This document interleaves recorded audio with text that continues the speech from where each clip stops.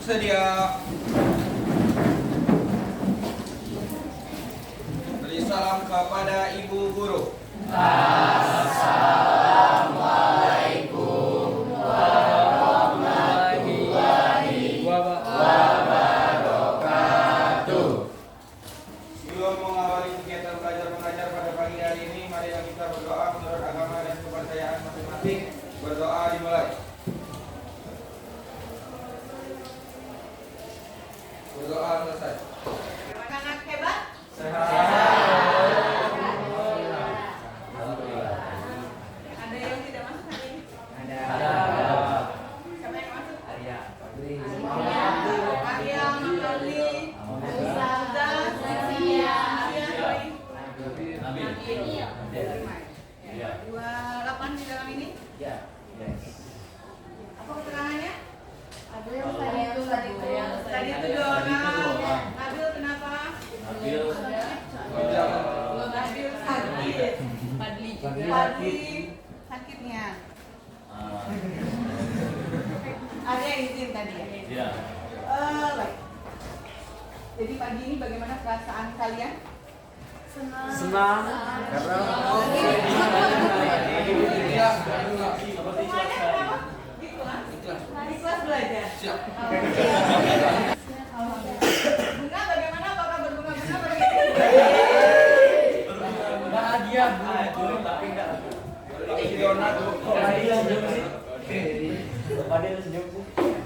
Pagi ini kita melanjutkan materi kita sebelumnya. Materi kita sebelumnya itu mengenai aturan Sinus. Aturan sinus. Ada yang masih ingat tentang aturan sinus? Apa yang kalian ingat tentang aturan sinus? Sisi. Boleh tunjuk tangan yang mau jawab? Atau kaki? Mau jawab. Sisi A per A sama dengan sisi B per sin sudut B sama dengan sisi C per sin sudut C. Berarti sudutnya dihadap atau tidak dihadap sudutnya garis? Itu untuk yang seperti apa sih? Nah, jadi tujuan pembelajaran kita pagi ini adalah yang pertama, kalian bisa menentukan bagaimana itu aturan kosinus atau menentukan rumus aturan kosinus. Kemudian yang kedua, kalian bisa menerapkan aturan kosinus itu di masalah nyata nanti atau di masalah kontekstual. Dan yang terakhir adalah kalian bisa membedakan antara penerapan aturan sinus dan aturan kosinus. Sebelum kita masuk ke situ, saya mau nanya dulu sama kalian. Saya kasih segitiga. Bukas yang satu gitu. Bunyi handphone itu. Ini segitiga sembarang. Kalau seandainya saya punya segitiga ABC, ini saya kasih panjangnya 5, kemudian di sini misalnya 6, kemudian Halo. 7 misal. Di kelas. Dengan menggunakan aturan sinus bisa nggak kalian Di kelas. mencari sudut A? Iya. Kenapa tidak? Iya. Kenapa? Apa ini? Tidak ada keterangan di sudut A, B, C. Kalau sinus itu harus memiliki ada keterangan di salah satu sudut A, B, C. Keterangan maksudnya?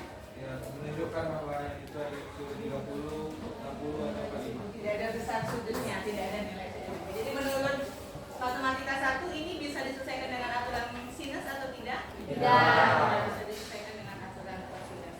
Lalu kalau saya punya ini, saya punya pakai ABC lagi ya. Misal sini 30 derajat, di sini 56. Bisa kalian cari panjang BC?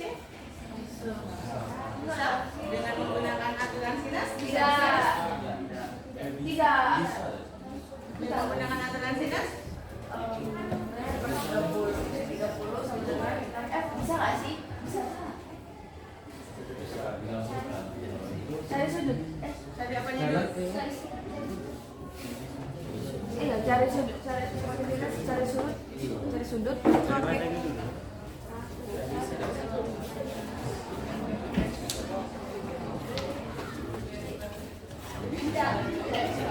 Karena kan sudut DC-nya tidak terdapat besar sudutnya.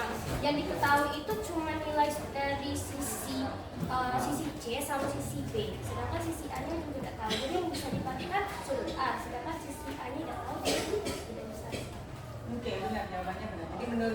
matematika 1, 2 masalah yang saya kasih di depan itu bisa kita selesaikan dengan aturan sinus?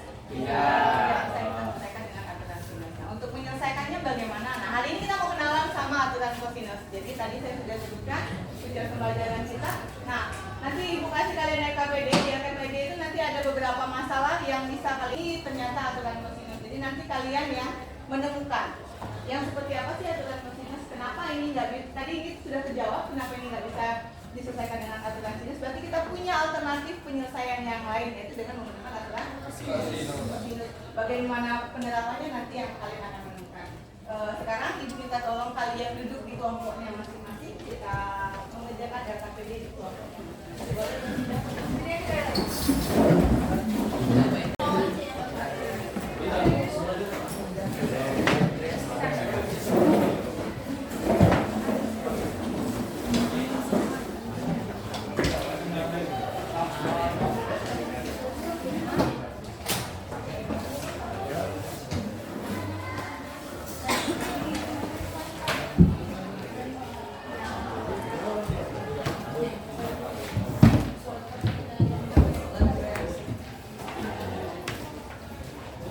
Jadi ini ya KPD-nya saya bagikan ada beberapa KPD, silakan kerjakan yang pertamanya dulu.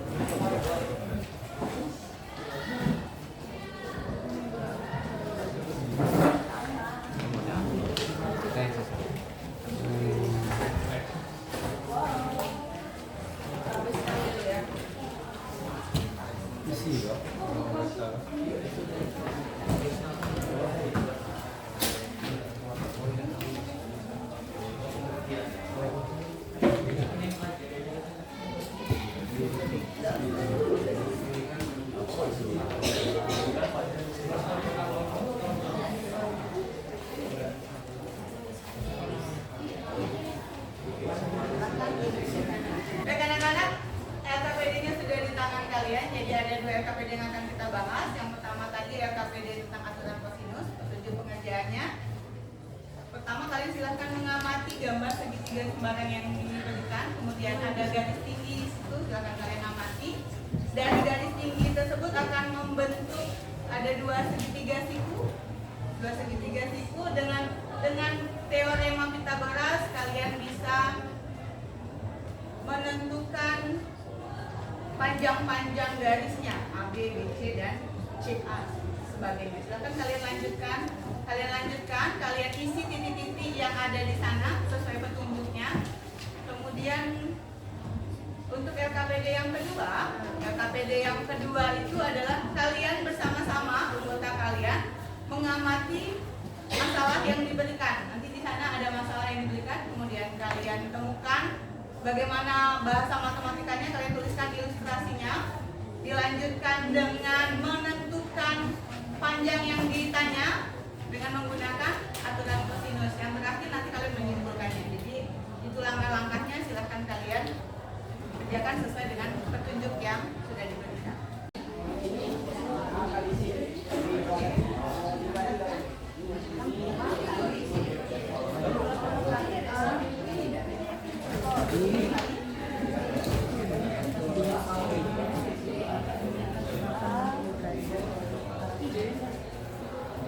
Ini kan udah ada prosedur. Ini berarti kan tinggal Dari C. Dari dasar. Iya. Itu apa berarti ini kan? Jadi aku ada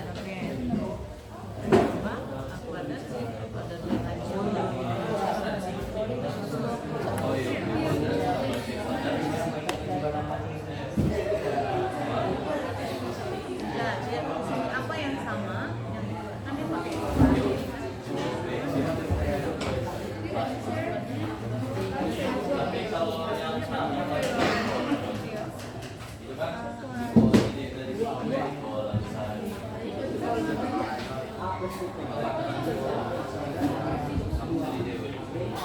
surat berita atau gimana? Jadi satu komponen ini jadi dari dasar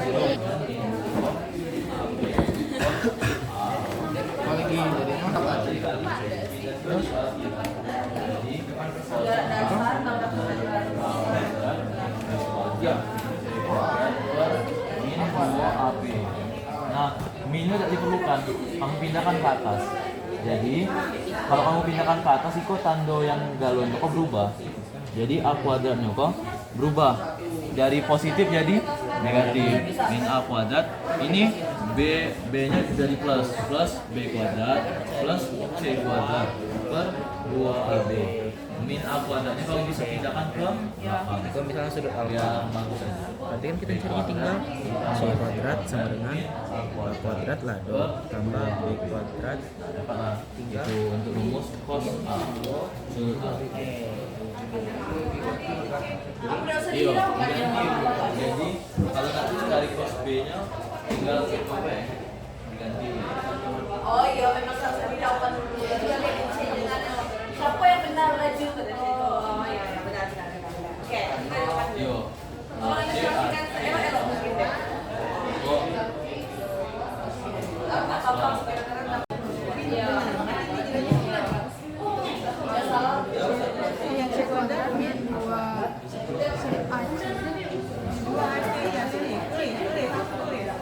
Udah main. Yang ini tadi belum diganti. CD sama dengan siapa CD kalian?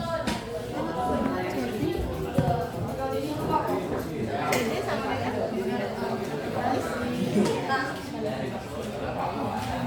Sana yang di depan kan BC. Buat gambarnya dulu ya. Iya. Atau ada sebaris.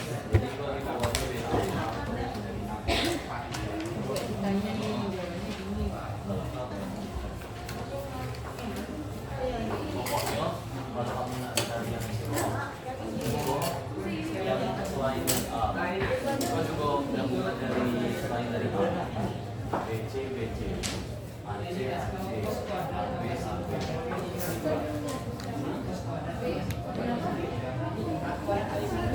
A, B,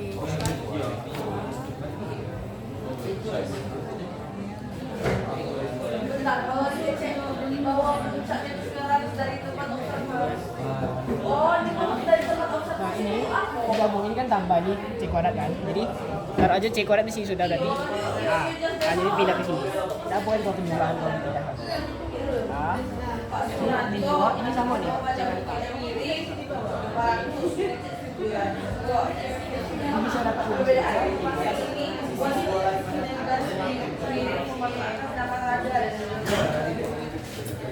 Hanya ngomong sisi satu lagi itu 900. Ya, jadi tiga sisi kan, dari satu sisi lagi yang membuktikan siapa yang benar. nah dicari itu Oh, yang pas di sisi satu lagi Iya, berapa? itu 600. Dicari yang itu. Bambang Kepak sudah. dicari itu sisi Iya. Oh, toko pun nggak debatin juga.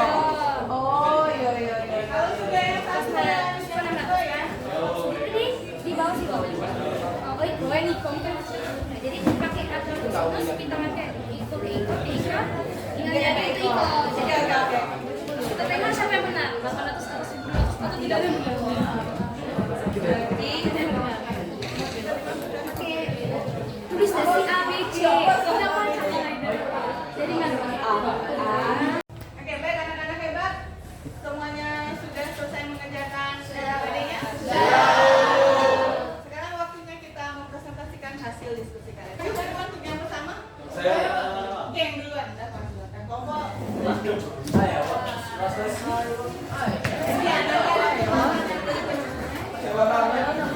Untuk menentukan suatu suatu sisi dari suatu sudut. Jadi ini kita buat juga titiknya. Ini titik A, ini titik B, dan ini titik C. Nah, kita mengambil sudutnya dengan titiknya saja ya. Misalkan sudut yang ini itu sudut B, ini sudut A, dan ini sudut C. Jadi kalian jika ada seperti ini, kalian itu bantu dulu dengan itu, dibagi dulu dengan itu suatu garis, dinamakan garis tinggi, yaitu membagi segitiga ini itu ada menjadi tegak lurus. Ininya tegak lurus. Jadi garis tinggi itu dibuat garis tinggi. Nah, jadi diketahui itu ini sudut B, sudut A, sudut C.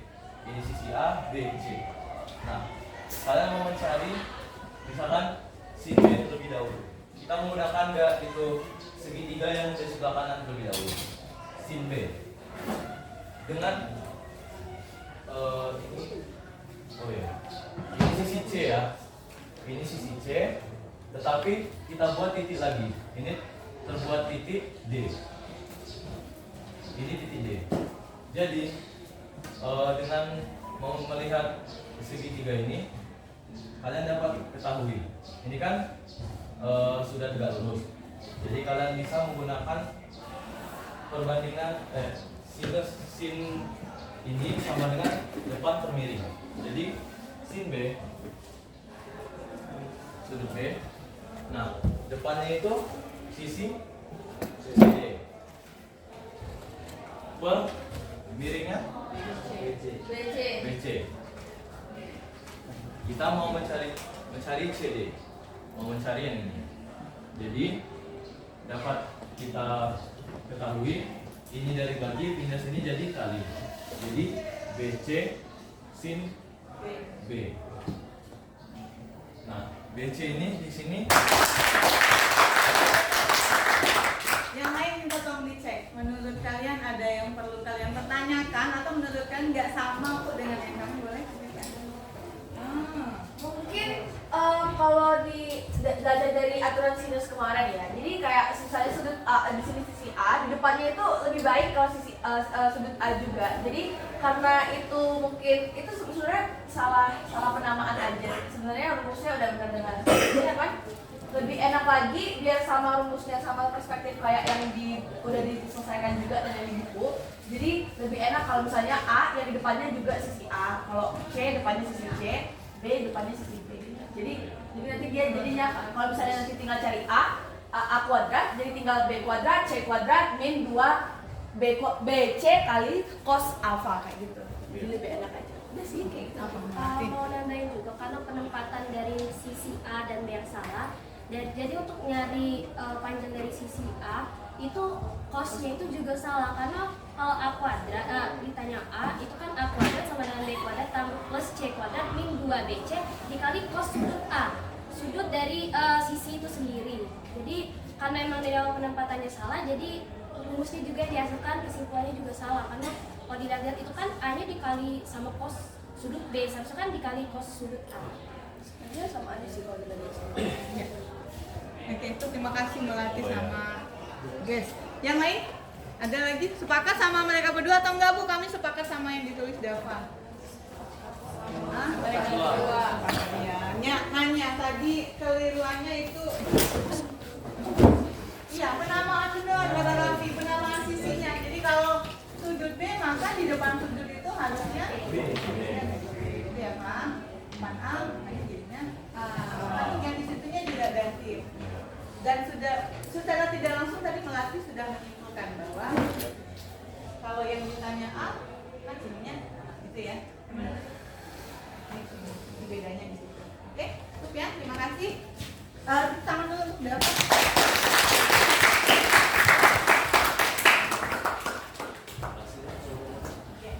Ada yang mau menyimpulkan sepaket. Jadi apa tadi poinnya? Ketika yang mau dicari panjang sisi A, maka sudut yang dipakai apa? Ada yang mau menyimpulkan lagi? Atau boleh masih diulang? Jadi kesimpulan yang bisa kita dapatkan dari rumus ini untuk mencari panjang dari sisi A itu kita menggunakan rumus A kuadrat sama dengan B kuadrat tambah C kuadrat min 2 kali BC dikali cos sudut A. Sama juga dengan B, karena ditanyakan B artinya B kuadrat sama dengan A kuadrat tambah C kuadrat min 2A kali C dikali cos sudut B.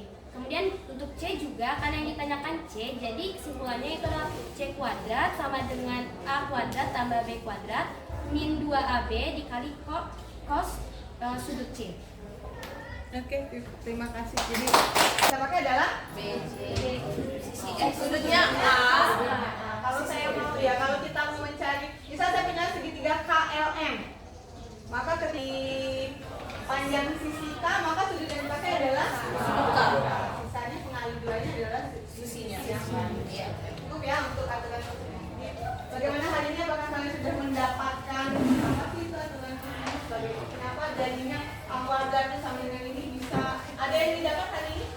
Dadah. Kalau sudah mendapat kita ke masalah. Baik anak-anak, kita lanjut ke LKPD yang kedua. Untuk LKPD yang kedua, siapa yang mau menjelaskan atau mencoba menjawab LKPD yang kedua? Boleh langsung dijelaskan di tempat duduknya saja. Siapa? Fakih dulu, oke boleh. Jadi jadi setelah mencari salah satu sisi dari bukit yang ingin diketahui, setelah mengetahui setelah mengetahui panjang dari dua sisi lainnya dan salah satu sudut, dapat menggunakan aturan kosinus. Setelah ditemukan, hasilnya adalah sepanjang 300 akar 7 meter, atau bisa juga akar 7 nya kita kalikan menjadi sekian dan kita kalikan dengan 300 menjadi 793 meter. Menurut hasil observasi dan penghitungan yang dilakukan oleh tim observasi dalam menghitung panjang sisi gunung tersebut, diketahui bahwa pernyataan atau informasi yang paling tepat itu diberikan oleh Bapak Suranto, yaitu sebesar 800 meter, karena hal tersebut paling mendekati dan hanya berbeda 7 meter dari hasil penelitian atau perhitungan. Terima kasih Pak. Ada yang beda jawabannya? Atau sepakat atau ada yang pendapat dengan enggak Bu, kami Pak Bambang atau sama sepakat bahwa yang lebih akurat itu adalah informasi dari Bapak Suranto? Sepakat. Ada yang beda? Tidak? Cukup. Kalau tidak ada, tapi terima kasih boleh duduk kembali.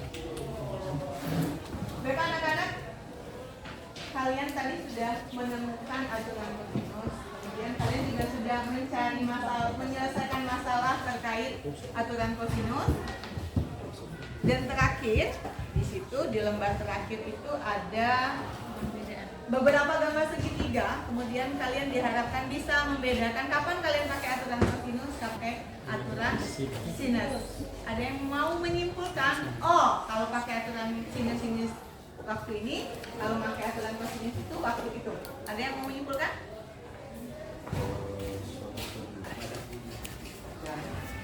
Seperti kita lihat pada gambar pertama itu kan diketahui kan sudut B sama sudut A sama sisi yang berhadapan sama sudut yang tidak diketahui itu kan. Jadi segitiga ini bisa disesuaikan menggunakan aturan sinus. Pertama tuh kita dari sudut itu bisa kita cari sudut yang lainnya yang tidak ketahui kan. Kalau segitiga itu kan sudutnya pasti sama pun derajat. Jadi kita bisa cari yang lainnya juga. Sudah itu dapat, kita bisa bandingkan jadi sudut itu di part yang diketahui tadi. Jadi kita bisa pada akhirnya mencari sisi yang lainnya seperti yang berhadapan dengan sudut B tadi ya tidak sama yang sudut A tadi. Kedua, jadi yang selanjutnya yang kedua tuh segitiga itu juga bisa diselesaikan menggunakan aturan kosinus, karena di setiap sisi itu sekali lagi diketahui. Jadi misalnya kita bisa mencari sudut A atau sudut B nya atau sudut C nya dengan aturan kosinus tadi. Kalau yang segitiga ini dapat diselesaikan sama menggunakan aturan sinus juga. Jadi kita bisa mencari sudut yang sisi yang berhadapan dengan sudut yang tadi, karena ada perbandingannya yang terakhir segitiga terakhir itu juga bisa dapat diselesaikan dengan aturan kosinus, sehingga kita bisa cari sisi yang berhadapan dengan sudut A. oke, terima kasih. Ada yang mau menambahkan atau beda jawabannya? Sama? Jadi kalau diketahui 3 sisi, maka kita bisa menggunakan aturan kosinus. Kalau diketahui sisi sudut sisi, maka kita bisa menggunakan aturan sisi sudut sisi. Kosinus. Kalau kita memakai sudut sisi sudut, maka kita bisa menggunakan aturan sinus. Kalau sisi sudut, juga kita bisa menggunakan sinus. Oke, hari ini ya boleh nanti kalian pakai bahasa kalian sendiri menggunakan SSX atau S sudut sisi silahkan kalian menggunakan bahasa yang mudah kalian pahami. Oke, baik anak-anak, hari ini saya rasa kesimpulan dari teman-temannya tadi cukup. Mudah-mudahan ada yang nyangkut di otaknya. Pertemuan berikutnya mungkin kita akan melanjutkan tentang segitiga. Menghitung dua segitiga dengan menggunakan aturan sinus atau menggunakan aturan kosinus. Hari ini saya cukupkan sampai di sini. Bagaimana perasaannya setelah kosinus